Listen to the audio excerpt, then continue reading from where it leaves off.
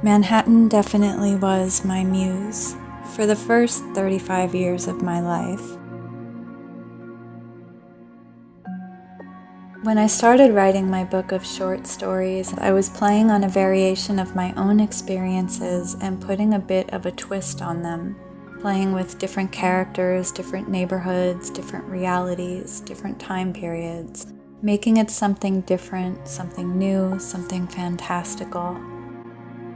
It steals from the architecture of Manhattan and the vibes of the era that lent themselves to the city. For example, my friend lived on the Lower East Side in 2009, and we'd often pass by Mayor Lansky's old haunts right down the block.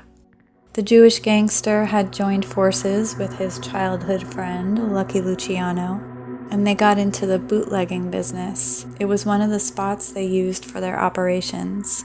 It looks unassuming from the side entrance, but going down the alleyway to the back of the building, there's a beautiful speakeasy joint with a tiny back room behind a bookshelf in the wall, and you need to know the secret password to open it up.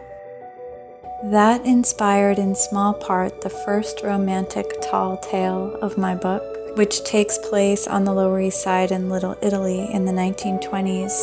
Another historic moment that I played with in another short story is from 1954, the famous photo shoot with Marilyn Monroe on the set of 7-Year Itch. That scene was taken in front of the old movie theater on 52nd and Lex, so that theater became the setting of the next story inside the small claustrophobic space of the projector's booth. It takes from fairy tales and folklore and turns them into mystical, mythical, psychological fairy tales, placing some of the emotional experiences I had into different scenarios, different eras, different time periods.